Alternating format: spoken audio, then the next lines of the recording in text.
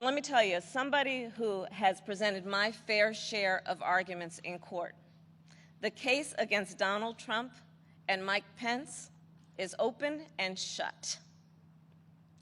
Just look where they've gotten us. More than 16 million out of work. Millions of kids who cannot go back to school. A crisis of poverty, of homelessness, afflicting Black, brown, and indigenous people the most. A crisis of hunger, afflicting 1 in 5 mothers who have children that are hungry.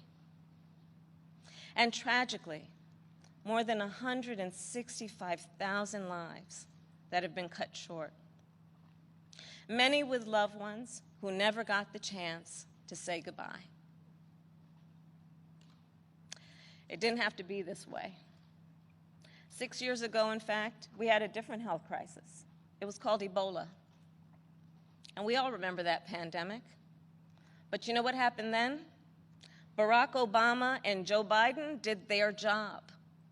Only 2 people in the United States died. 2. That is what's called leadership. But compare that to the moment we find ourselves in now.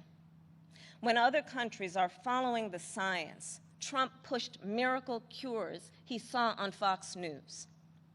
While other countries were flattening the curve, he said the virus would just, poof, go away. Quote, like a miracle. So when other countries opened back up for business, what did we do? We had to shut down again.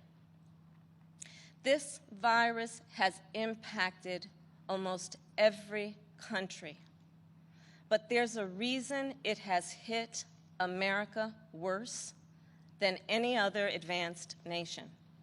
It's because of Trump's failure to take it seriously from the start. His refusal to get testing up and running. His flip-flopping on social distancing and wearing masks.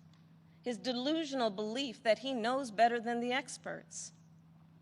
All of that is reason, and the reason that an American dies of COVID-19 every 80 seconds.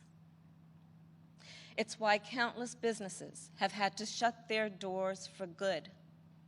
It's why there is complete chaos over when and how to reopen our schools. Mothers and fathers are confused and uncertain and angry about childcare and the safety of their kids at school, whether they'll be in danger if they go or fall behind if they don't. Trump is also the reason millions of Americans are now unemployed. He inherited the longest economic expansion in history from Barack Obama and Joe Biden. And then, like everything else he inherited, he ran it straight into the ground.